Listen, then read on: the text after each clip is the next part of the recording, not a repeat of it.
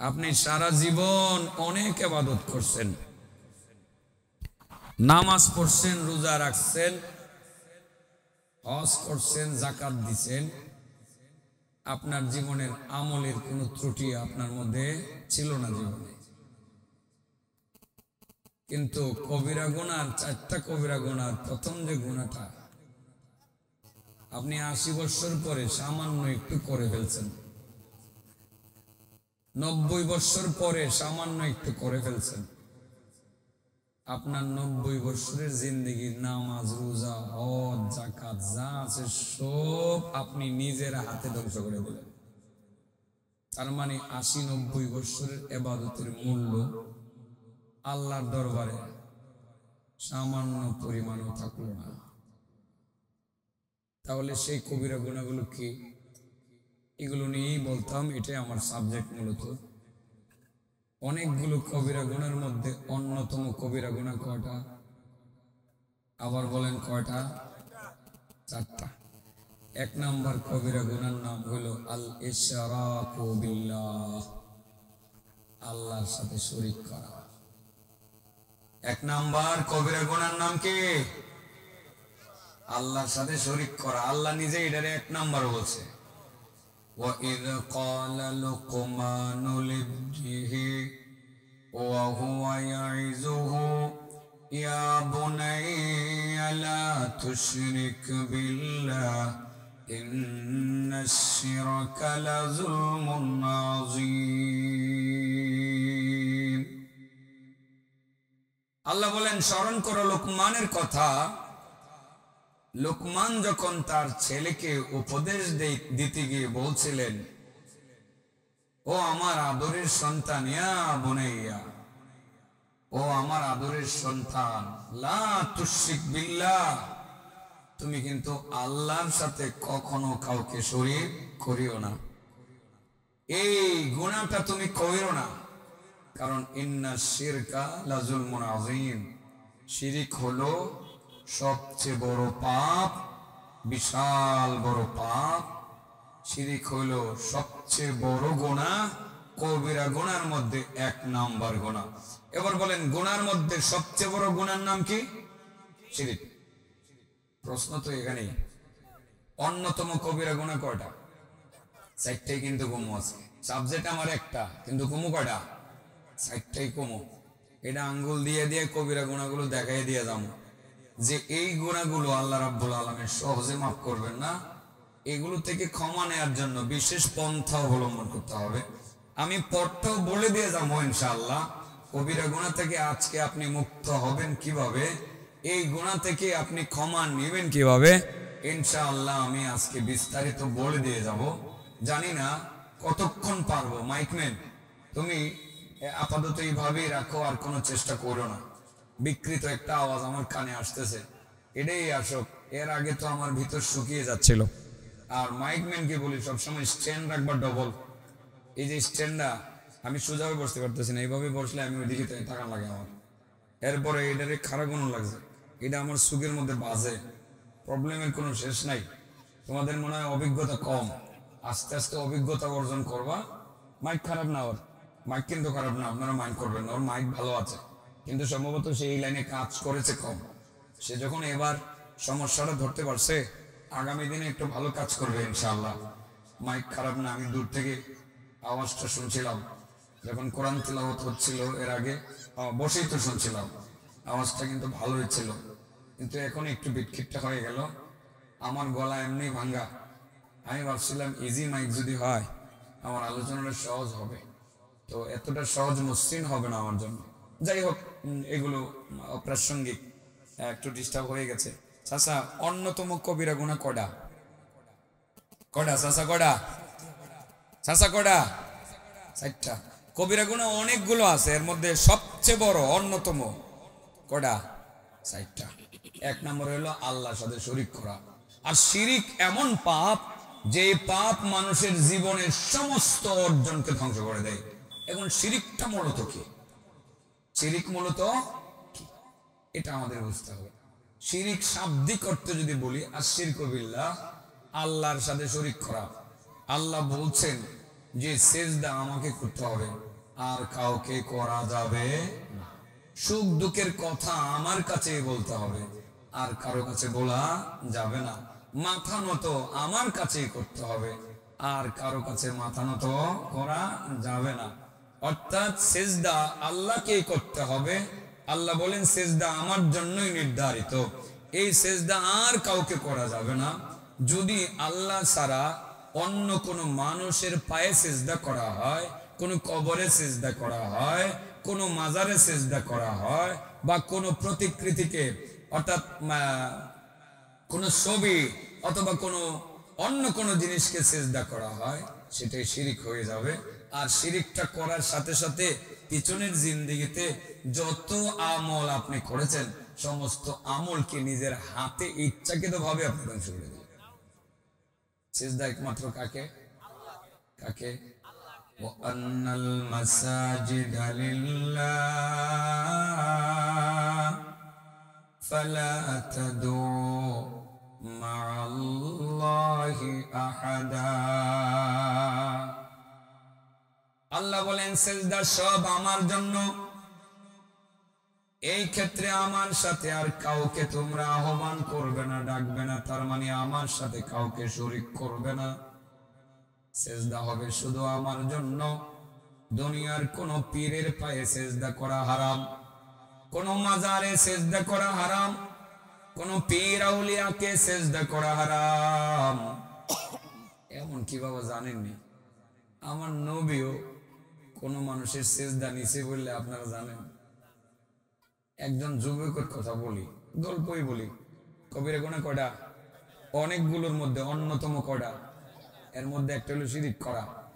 শিরিক করা, শিরিক করলে জীবনের অর্জন ধ্বংস হয়ে যায়। 70-80 বছর 90 বছর বয়স, তাহাজ্জুদ কম পড়েন নাই, নামাজ কম পড়েন নাই, রোজা কম রাখেন নাই। আজকে চিন্তা করছেন যে একটা সেজদা করে দেই খাজা বাবার পায়ে, মহব্বত করে একটা সেজদা করে ফেললেন, আপনার 90 বছরের সমস্ত অর্জনকে নিজের হাতে ধ্বংস করে দিলেন। এগুলো কি কারো বিরোধিতা করার জন্য বলতেছি? আমার কোনো ভাই যদি এবার কয় যে হুজুরে কি উল্টা উল্টা শুরু করছে, আরে বাবা, আপনি যদি কারো পায়ে সেজদা করেন আমার ব্যক্তিগত কোনো ক্ষতি আছে? আপনি যদি সেজদা করে শিরিক করে আপনার অর্জনকে ধ্বংস করে দেন, আমার কোনো ক্ষতি আছে? আমি কেন আপনার বিরোধিতা করতে যাব? আমি তো আসছি, আমার দায়িত্ব, আল্লাহ আমাকে যে দায়িত্ব দিচ্ছে যে তুমি শিরিকের বিরুদ্ধে বলো। শিরিককে আমি পছন্দ করি না, শিরিক হলো এই পৃথিবীর সবচেয়ে বড় গুনাহ, তুমি বলো। এই আল্লাহর দেওয়া দায়িত্বটা পালন করতে আসছি, কোনো ব্যক্তির উপরে আক্রমণ করার জন্য আসি নাই। আল্লাহর হস্তে যদি কেউ আমার কথায় ব্যথা পান, আল্লাহর হস্তে আমারে ক্ষমা করে দেবেন। আমি আল্লাহর কসম করে বলি, আমি আপনার সাথে কোনো দুশ্মনী পোষণ করার জন্য আসছি না। আপনি হয়তো বা সেজদা নিয়ে অভ্যস্ত, আপনার মুরিদরা আপনারে সেজদা করে, আপনি সেই সেজদা নিয়ে আপনি অভ্যস্ত, আপনি আজকে আমার কথায় ব্যথা পাচ্ছেন না। ভাই, আমি আপনাকে কষ্ট দেওয়ার জন্য আসি নাই, আমি উম্মতকে সঠিক রাস্তা বলে দেওয়ার জন্য আসছি। আল্লাহ রাসূল সাল্লাল্লাহু আলাইহি সাল্লামের সেই নির্দেশনার কথাটা আপনি একটু ভালোভাবে খেয়াল করুন। যুবক একটা এসে কয়, মুসলিম না অমুসলিম, ইহুদি, মুহাম্মদ কি কয়? তো একই আমার নবীরে এর চেয়ে ভালো ডাক দিব? ইহুদি কি ডাক দিছে? মুহাম্মদ। কিন্তু আমরা যদি নবীরে পাইতাম কেমনে ডাক দিতাম? ইয়া রাসূলুল্লাহ, ইয়া হাবিবাল্লাহ, ইয়া রাহমাতাল লিল আলামিন। এর আগে একটা সালাম দিতাম, আসসালামু আলাইকা ইয়া রাসূলুল্লাহ, অথবা আসসালামু আলাইকা ইয়া হাবিবাল্লাহ, অথবা বলতাম আসসালামু আলাইকুম ওয়া রাহমাতুল্লাহি ওয়া বারাকাতুহু ইয়া রাসূলুল্লাহ। এইভাবে হয়তোবা মহব্বত করে নবীরে সালাম দিতাম আর ডাক দিতাম। কিন্তু সেই অমুসলিম আমার নবীর কাছে আইসা বলে মুহাম্মদ, কেমন লাগে বলতে? বলেন সাল্লাল্লাহু আলাইহি ওয়াসাল্লাম, সাল্লাল্লাহু আলাইহি ওয়াসাল্লাম। সাল্লাল্লাহু আলাইহি ওয়াসাল্লাম। সে অমুসলিম নবীর কাছে এসে বলে, মুহাম্মদ তুমি যে নবী, বিষয়টা আমি একটু জানতে চাই, বুঝতে চাই। ওই যে নদীর ওই পারে পাথর আছে, সরি ওই যে একটা গাছ আছে, ওই গাছটারে তুমি ডাক দিয়া তোমার কাছে আনতে পারবা কিনা? আমি কথা দিলাম আমি মুসলমান হয়ে যাব। রাসূল বলেন, কথা ঠিক থাকবে কিনা? হ্যাঁ মুহাম্মদ ঠিক থাকবে। আল্লাহ রাসূল সাল্লাল্লাহু আলাইহি ওয়াসাল্লাম সেই গাছের দিকে ইশারা করে বললেন, বৃক্ষ আল্লাহর হুকুমে চলে আসে। মুহূর্তের মধ্যে বৃক্ষ তার জ্বর উপরে ফেলে মুহাম্মদুর রাসূলুল্লাহ সাল্লাল্লাহু আলাইহি ওয়াসাল্লামের দরবারে এসে হাজির হয়ে গেল। এবার সেই ছেলে বে যুবক বা ইহুদি বা মুসলিম যেটাই বলি, আশ্চর্য হয়ে চিন্তা করলো এটা কি করে সম্ভব, জাদু কিনা, আর একটু পরীক্ষা করে নেওয়া যায়। মুহাম্মদ এই যে বৃক্ষটা তুমি নিয়ে আসলা, আবার আগের জায়গাতে তুমি পৌঁছে দিতে পারবে কিনা? যদি তুমি আগের জায়গাতে পৌঁছায়া দিতে পারো, আমি কথা দিলাম আমি মুসলমান হয়ে যাব। আল্লাহ রাসূল বলেন, কথা ঠিক থাকবে কিনা? আমার কথা 100% ঠিক থাকবে। রাসূল বলেন, বৃক্ষর দিকে তাকিয়ে, ও বৃক্ষ তুমি আল্লাহর হুকুমে আবার আগের জায়গাতে চলে যাও। মুহূর্তের মধ্যে বৃক্ষ আগের জায়গাতে চলে গেল। এবার তো মুসলমান না হওয়ার আর কোন যুক্তিকতা নাই। রাসূল করিম সাল্লাল্লাহু আলাইহি সাল্লাম বলেন, কি বক্তব্য বলো? মুহাম্মদ আমি দেখছি, পরীক্ষা নিরীক্ষা করে দেখছি, আমার পরীক্ষায় তুমি মুহাম্মদ সঠিক সত্য নবী বলে আমার কাছে প্রমাণিত হয়ে গেছে। সুবহানাল্লাহ। তুমি আল্লাহর হুকুমে বৃক্ষকে আসতে বললা, এসে গেল। আল্লাহর হুকুমে যাইতে বললা, চলে গেল। আমি আর কেন দেরি করব? ও আল্লাহর নবী মুহাম্মদ, আমি আর দেরি করতে চাই না। আমি ইসলামের শান্তির বাণী পড়ে নিতে চাই। লা ইলাহা ইল্লাল্লাহু মুহাম্মাদুর রাসূলুল্লাহ। সেই ইহুদি মুসলমান হয়ে গেল। মুসলমান হওয়ার পরে আমার নবীর কাছে আবেদন জানাইল, মুহাম্মদ তুমি আল্লাহর নবী, আমার বড় প্রিয় মানুষ, তোমাকে এই পৃথিবীর মধ্যে আমি সবচেয়ে বেশি ভালোবাসি এই মুহূর্তে। মুহাম্মদ, ওগো আল্লাহর নবী, তুমি যদি আমার একটু অনুমতি দাও, আমি একটু তোমার পায়ে সেজদা করব। কি করব? সেজদা করব। আল্লাহর নবী কই, সাবধান, এই কথা বলা যাবে না। সেজদা শুধু একজনকেই করতে হবে, তিনি কে? সেজদা শুধু একজনকেই করতে হবে, তিনি কে? আল্লাহকে ছাড়া দুনিয়ার কাউকে সেজদা করা যায় না, যাবে না। আল্লাহকে ছাড়া কাউকে সেজদা করলে সরাসরি সেটা শিরক হয়ে যাবে।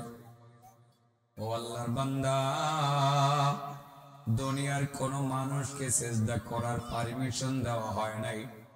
যদি কোন মানুষকে সেজদা করার পারমিশন দেওয়া হতো, তাহলে নারীদেরকে বলা হতো তার স্বামীর পায়ে সেজদা করার জন্য। যেহেতু নারীদেরকে স্বামীর পায়ে সেজদা করার জন্য কোনো নির্দেশ দেওয়া হয় নাই, অতএব কারণে সারা পৃথিবীর কোন মানুষকে সেজদা করতে পারবে না। এটাই হলো আল্লাহর পক্ষ থেকে চূড়ান্ত সিদ্ধান্ত। ও আল্লাহর বান্দা, দুনিয়ার কোন মানুষকে সেজদা করা যাবে না, ইভেন আমি নবীকেও সেজদা করা যাবে না। সেজদা করা হলো সুস্পষ্ট শিরক। সাবজেক্টে তো আমার শিরক। তাহলে কোন পীরের পায়ে সেজদা করা সওয়াবের কাজ না গুনার কাজ? আপনি নামাজ পড়েন, এবার মাত্র হজ করে এসেছেন, হজ করে এসে চিন্তা করলেন পীরের মাজারে একটু ঘুরে আসি। মাজারে গিয়ে দেখেন অন্য অন্য লোকেরা মাজারে সেজদা করতে আছে, আপনিও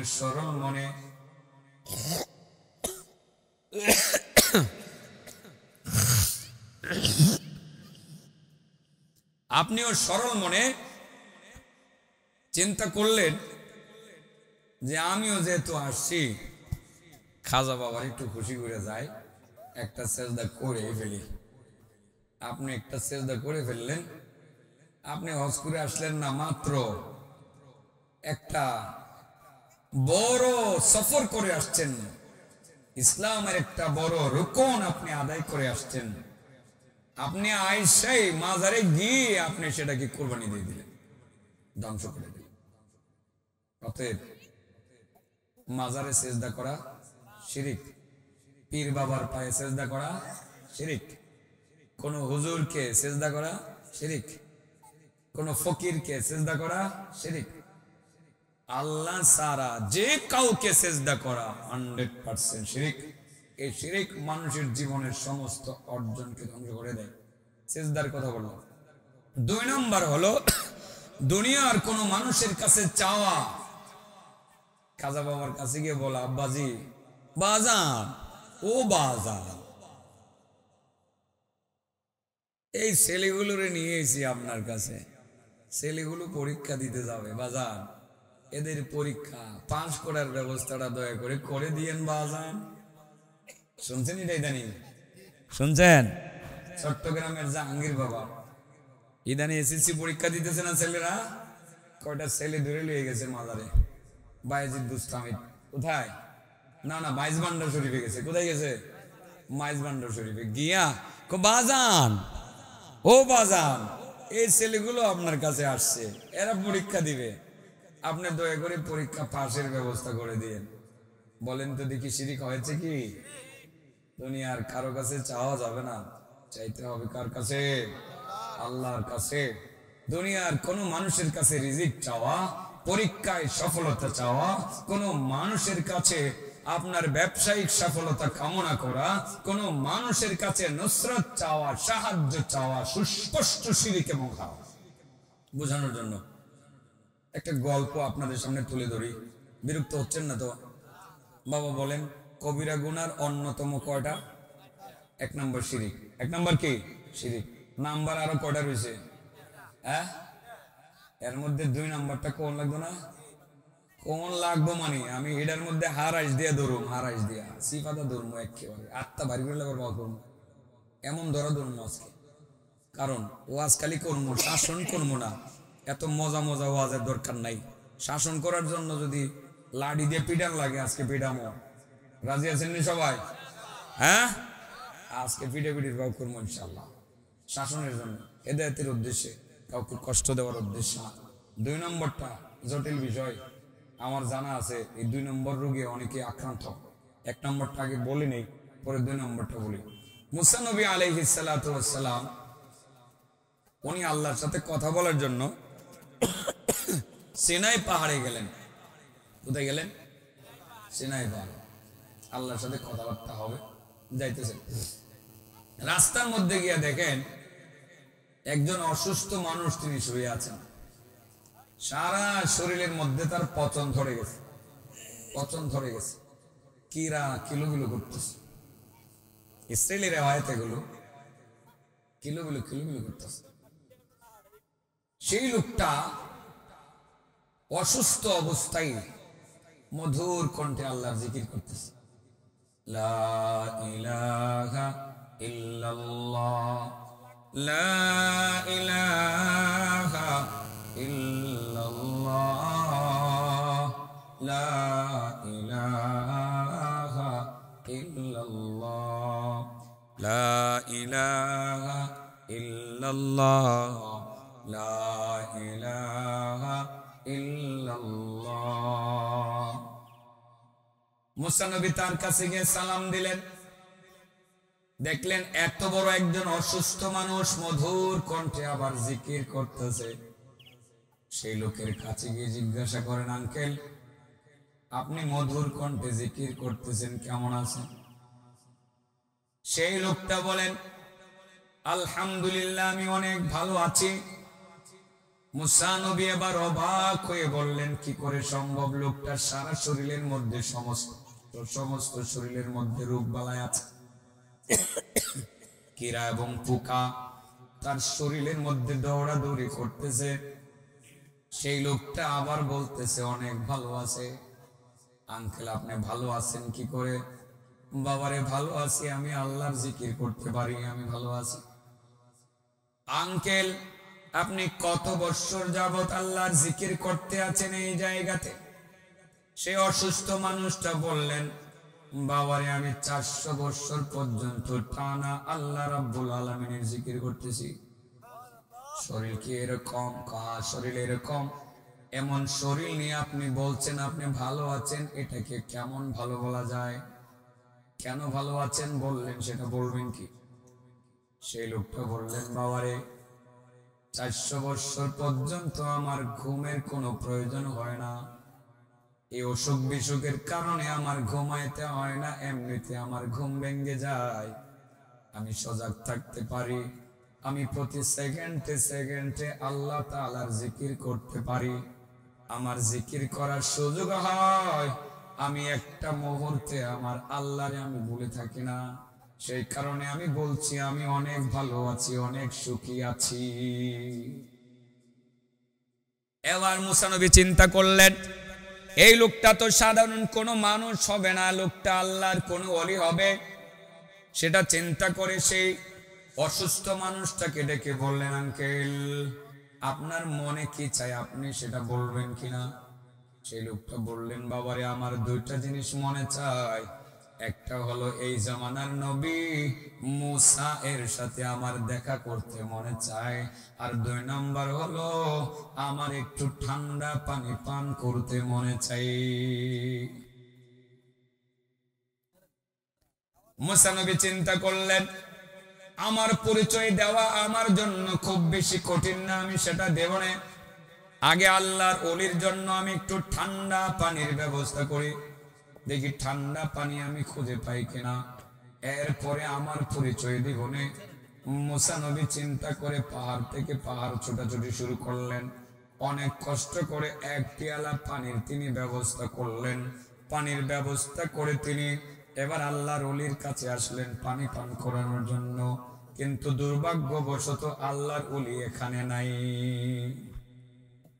তার শরীরের কোনো চিহ্ন নাই, তার মাথার শুধু একটা খুলি দূরে পড়ে আছে, আর একটা বাঘ বা সিংহ তার মাথার খুলিটারে চেটে চেটে খাইতে আছে। এবার মুসা নবী চিন্তা করলেন, আসলে তো ওই লোকটা মারা যায় নাই, বাঘে খাইছে। হ্যাঁ, বাঘে খাওয়ার সময় সে মারা গেছে। এই কাজটা তো বাঘে করছে না, কাজটা আল্লাহ করছে। কারণ বাঘের কোনো ক্ষমতা নাই আল্লাহর হুকুম ছাড়া কাউকে হত্যা করা।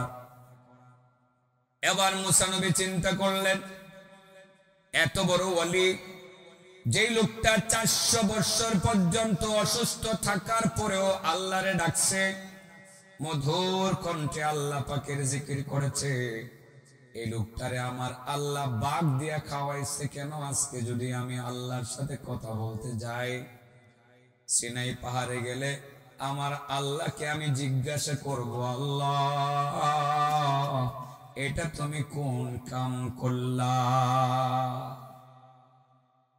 সিনাই পাহাড়ে গেলেন, আল্লাহর সাথে কথাবার্তা শুরু হয়ে গেল। মাবুদের দরবারে প্রথমেই মুসা নবী বললেন, আল্লাহ তোমার এই বান্দার সাথে আমি দেখা করেছিলাম, সিনাই পাহাড়ে আসার পথে আমি রওনা করেছিলাম।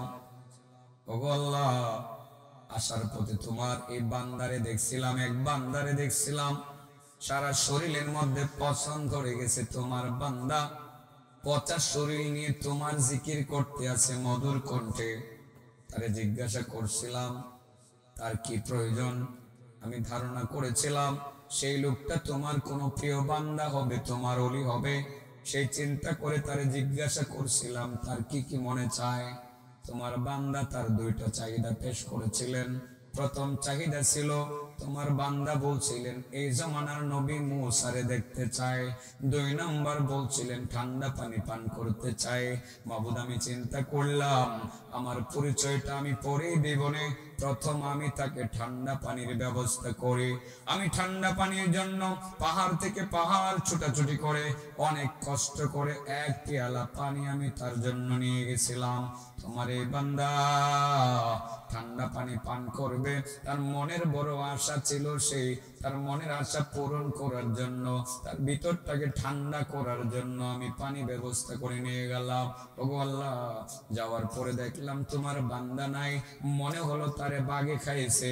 মাবুদ গো, বাঘে তো একা একা খাইতে পারে না, তোমার হুকুম ছাড়া বাঘে এই কাজটা করতে পারে নাই। ওগো আল্লাহ, নিশ্চয় তুমি কাজটা করাইছো তোমার দরবারে। আমার প্রশ্নটা হলো মাবুদ তুমি কামনা করলা কি? আমার আল্লাহ মুসা ঠিক হয়েছে, কামটা আমি করছি। এই কামটা আমি কেড়ে করলাম।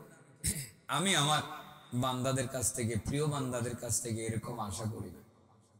যদিও সে সুস্পষ্ট বড় ধরনের কোন শিরিক হয় না, শিরিকের একটু গন্ধ আসছিল তার কথা বলতে। দুনিয়ার কোন মানুষের কাছে চাওয়া, এরকম চাইয়া খাওয়া যায়, কিন্তু এটা প্রিয় বান্দাদের জন্য বেমানান। একটু খাওয়া, ডাইরেক্ট খাবার আছে সামনে, ভাই আমারে কিছু আল্লাহর হস্তে দেন, এমনটা হতে পারে। কিন্তু ডাইরেক্ট যে চাওয়া, বাবা আপনি আমার ব্যবসায় বরকত দেন, বাবা আপনি আমার শরীরটা ভালো করে দেন, ও দয়াল বাবা আমার ছেলে মেয়ের পরীক্ষাতে পাশের ব্যবস্থা করে দেন, এগুলো ডাইরেক্ট শিরিক। এগুলো কি ডাইরেক্ট শিরিক। আল্লাহ বললেন নবী আমার এই প্রিয় বান্দাটা একটু করবে, এটা আমার সহ্য হয় না, কারণ সে তো আজ পর্যন্ত কারো কাছে কোনো কিছু চাইছে না।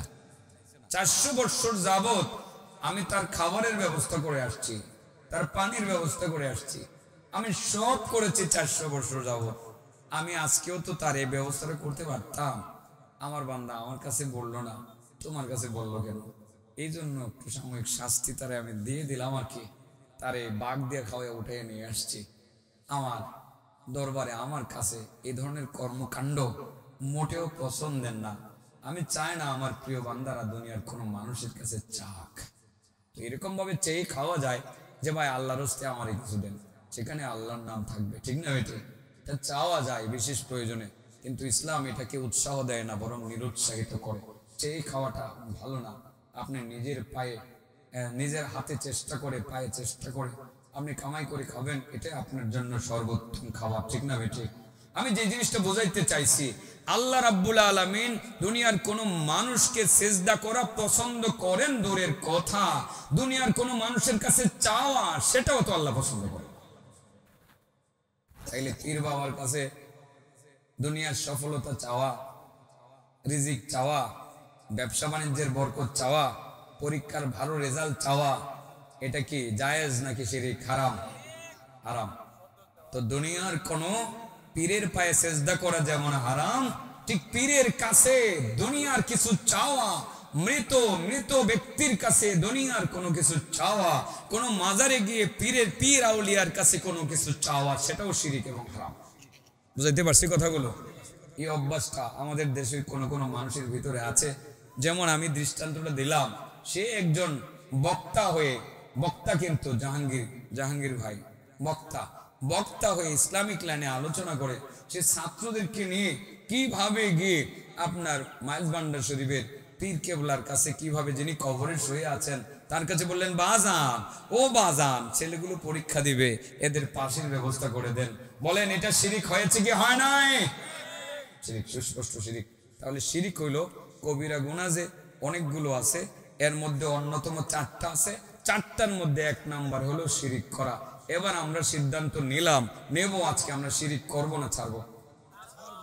কাউকে সিজদা করা যাবে? কোন মাজারে গিয়ে পীর বাবার কাছে কোনো কিছু চাওয়া যাবে? কোন পীর, জিন্দা পীরের কাছে কোনো কিছু চাওয়া যাবে? চাওয়া যাবে না। চাইবো একমাত্র কার কাছে? সেজদা করব একমাত্র কাকে? আল্লাহকে। মনে থাকবে তো ইনশাআল্লাহ? আমি মনে হয় পারছি না, আজকে পারবো না। আর 4টা গুণা বলে শেষ করি, 5 মিনিটের ভিতরে ফিনিশিং দিয়ে দেব। পরবর্তী বক্তা, ওনাকে দয়া করে আপনারা নিয়ে আসুন। পরবর্তী বক্তা কথা বলবে না, এরপরে এরা অপারেটররা চেষ্টা করবে না কথা বলার জন্য। আমার ভিতর শুকিয়ে যাচ্ছে, আমার জবানে কথা বাঁচতেছে, আপনার মনে হয় বুঝতেছেন তাই না? আর বারবার কাশি হচ্ছে, মনে হয় যে সব ট্রেনে আমার বের করে নিয়ে আসতেছে, গলার মধ্যে কিনা চুলকাইতেছে, এরকম একটা পরিস্থিতির সৃষ্টি হয়েছে। তো আমি এইরকম অবস্থায় আমার মনে হয় এবারের সিজনে আমি কোথাও কথা বলি নাই। মাইকের আওয়াজ কিন্তু খারাপ না একেবারে, অর্থাৎ সেটিংটা ভালো তারা দিতে পারে নাই। ওইটা আপনারা আবার তাদের প্রতি রাগ করবেন না। এটা আসলে ইচ্ছাকৃত ভাবে কেউ সার্ভিসটা খারাপ করে না, করে কেউ করে না। এবার বলেন কবিরা গুনার অন্যতম কয়টা? 1 নম্বর শিরিক করা। শিরিক করতাম না, আল্লাহর সাথে কথা দিলাম কি করবো না, শিরিক করবো না। আজকেই তওবা করবো, আল্লাহ যে জীবনে যে এই পীরের পায়ে সেজদা করছিলাম ভুল করেছি, তুমি আমার মাফ করে দাও। আল্লাহ মাজারে গিয়ে বহুত সেজদা করছি, মাবুদ আমি ভুল করেছি, আমার মাফ করে দাও। তো মাজারে যাইবেন না? যাইবেন তো। আল্লাহর ওলিদের মাজারের পাশ দিয়ে যাইতেছেন, যাইবেন, সিজদা করবেন না, পাশে গিয়ে সালাম দিবেন আমার নবীর সুন্নত তরিকায়, আসসালামু আলাইকুম ইয়া আহলাল কুবুর বলে সালাম দিবেন। কি দিবেন বলেন? সালাম দিবেন। দিবেন তো ইনশাআল্লাহ। কবর জিয়ারত করবেন, জিয়ারত করা নিষেধ না। আমরা কিন্তু কবর জিয়ারতকে নিষেধ করি না, কবর পূজাকে নিষেধ করি। কবর জিয়ারত শিরিক না, কবর পূজা শিরিক। বুঝতে পারছি কথাটা?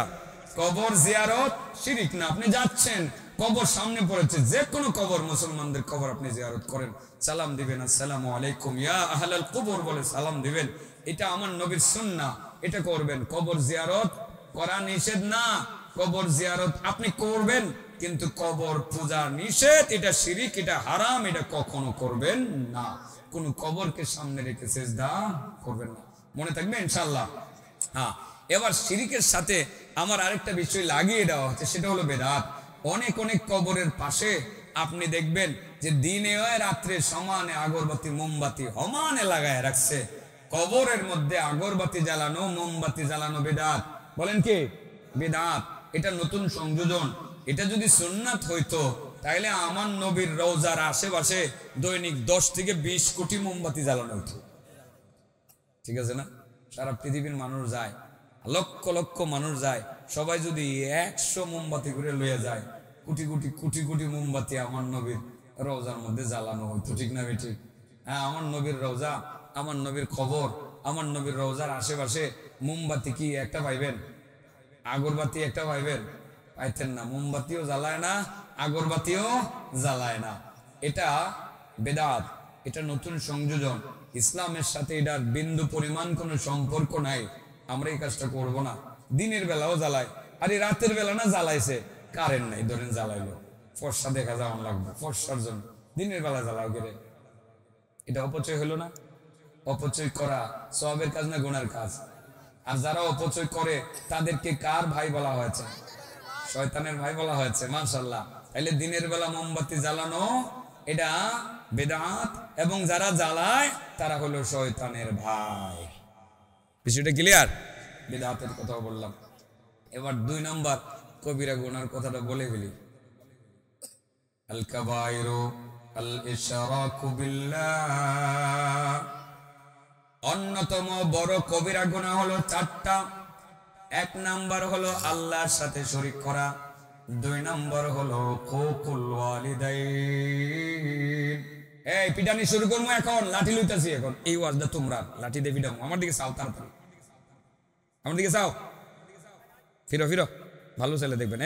এই তো বুঝছে, আমার দিকে তাকো বাবা, ভালোভাবে। মাশাআল্লাহ, ভালো ছেলে। নাম কি? হ্যাঁ, সাইফুল, সাইফ। মাশাআল্লাহ, খুব ভালো ছেলে। দেখবেন একটা কথাও বলবেন না এখন, কোনো ডিস্টার্ব করবেন। আসলে হালিমপুরের ছেলেরা বহু আগ থেকে ভদ্র, মানে যেভাবে বলি এইভাবে কিন্তু এরা শুনে। এই ভদ্র ছেলেগুলো দেখছেন, কোনো ডিস্টার্ব করে না, ওরাও আর করবে না। সাইফ বলো, অন্যতম কবিরা গুনাহ কয়টা? 4টা। 1 নম্বর শিরিক করা। 2 নম্বর কবিরা গুনাহটা, অন্যতম কবিরা গুনাহটা হলো মা বাবার অবাধ্য হওয়া, তাদের কথাবার্তা না শোনা। শুনুনি? হ্যাঁ, এই জন্যই বলছি যারা শুনবো না এটা আজকে ফিরাইয়া ঠিক করে দিয়ে যাবো। ঠিক আছে না? যেটাই শুনতো না, মার কথা শুনবে না, বাবার কথা শুনবে না, মায়ের সাথে বেয়াদবি করবে, বাবার সাথে যারা বেয়াদবি করবে তাদেরকে একটু শাসন করার নিয়তে বসছি ইনশাআল্লাহ। শাসন মনে হয় করতে হবে না। এখানে যেসব ছেলে মেয়েরা আছে, পর্দার আড়ালে যেসব মেয়েরা আছে, আমার মনে হয় এরা আজকে থেকে সিদ্ধান্ত নেবে যে আর মা বাবার সাথে কোনোদিন নাফরমানি করবে না, পিতা মাতাকে কষ্ট দিবে না, সারা পৃথিবীতে অনেকগুলো কবিরা গুনাহ চলমান আছে। এর মধ্যে 4টা কবিরা গুনাহ হলো অন্যতম বড়। এর মধ্যে ঠিক 2 নম্বর কবিরা গুনাহটা হলো পিতা মাতার অবাধ্য হওয়া, মায়ের কথা না শোনা, বাবার কথা না শোনা, তাদের সাথে বেয়াদবি করা।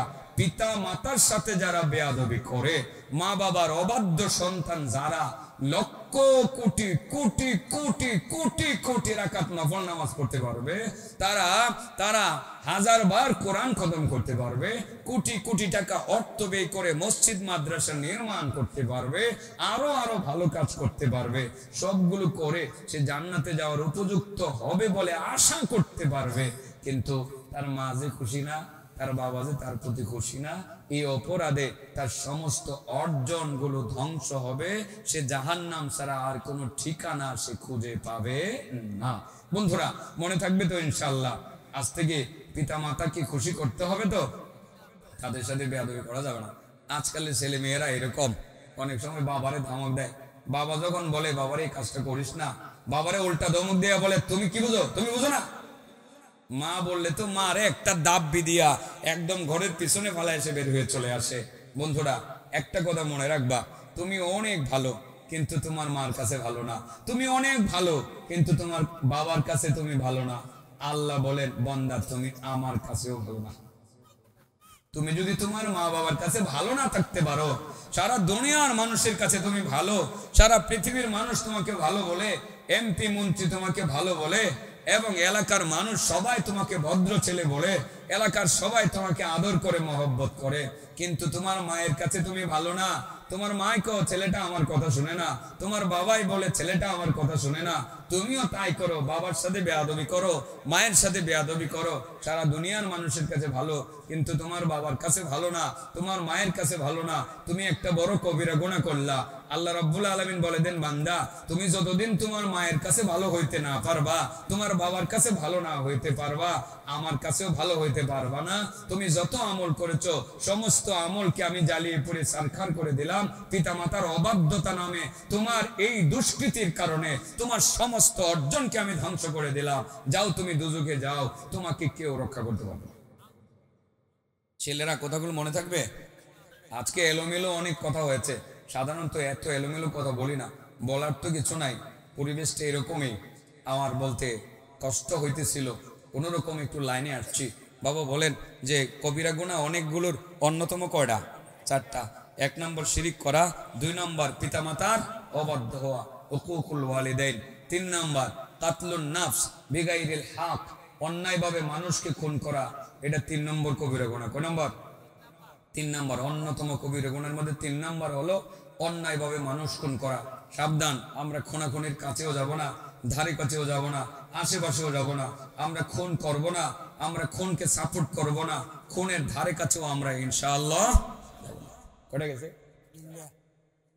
আর কটা রয়েছে? হ্যাঁ এটা মনে হয় ঘরে ঘরে আছে, আর করবেন না তো। ওয়াল ইয়ামিনুল গুমুস, মিথ্যা কসম করো। ভাই আল্লাহর কসম বিশ্বাস করস? বন্ধুরা একসাথে হাঁটতেছে, ভাই আল্লাহর কসম বিশ্বাস করস? আমার পর একটা ঘর নাই, আল্লাহর কসম। আরে হ্যাঁ কয় না, কেটা বেশি খালি এর 200 রূপ করে গেছে। তুমিও তো মাঝে মধ্যে করো। হ্যাঁ আজকে থেকে শুধরে যাও। মিথ্যা কসম করা কবিরা গুনার মধ্যে অন্যতম কবিরা গুনাহ। সিরিয়াল নাম্বার কত? 4। মিথ্যা কসম, এটা আমাদের অভ্যাসে পরিণত হয়েছে। বাজারে গেছে আপনার কয়টা মাছ কিনে লয়ে গেছে, কয়টা মাছ আরে মানে ধরে লয়ে গেছে আর কি পুকুর থেকে বাজারও। আজকে এনে বাজার দিকে আসছে না, নিয়ে গেছে, নিয়া কচুরি পানা আছে না, কয়টা কচুরি পানা মাছের উপরে থুইছে, কিছু কিছু পেক কাদা লাগাইছে, লাগায় কো ভাই বিশ্বাস করেন আল্লাহর কসম আমি মাত্রই খালের থেকে দূরে নিয়ে এসেছি, একেবারে দেশি খালের মাছ, দেশি মাছ, আল্লাহর কসম বিশ্বাস করেন। আচ্ছা এই কথা বলার পরে এই যে ভাই মুরব্বী মানুষ আমার এই ভাই সহজ সরল চিন্তা করলো, আল্লাহর কসম করে বলছে যে একেবারে এটা নদীর মাছ। তো ঠিক আছে, সাধারণত পুকুরের মাছ যদি 300 টাকা কেজি হয়, নদীর মাছ তো 600 টাকা কেজি এমনিতেই হবে, হওয়াটাই স্বাভাবিক। আল্লাহর কসম খাইয়া যখন বলছে আমি ধরে নিয়ে এসি, কুচুরি বানাও দেখা যায় পেক খাদাও লাগায় রাখছে। এই আল্লাহর বান্দা তো 300 টাকার মাছটা 600 টাকা দিয়ে কিনছে, 5 কেজি মাছের মধ্যে 300 টাকা করে বেশি দিছে, 3 ফাঁসা 1500 টাকা বেশি দিছে। কত? 5 1500 টাকা বেশি দিয়ে মাছ কিনে নিয়ে আসছে, মিথ্যা কসম খাইয়া তুমি পুকুরের মাছকে দেশি মাছ বলে চালায়া দিলা। এই যে কসমটা করলা, তুমি অনেকগুলো কবিরা গুনাহ আছে, এর মধ্যে অন্যতম হলো 4টা, এর মধ্যে 4 নম্বর কবিরা গুনাহটা তুমি করে ফেললা।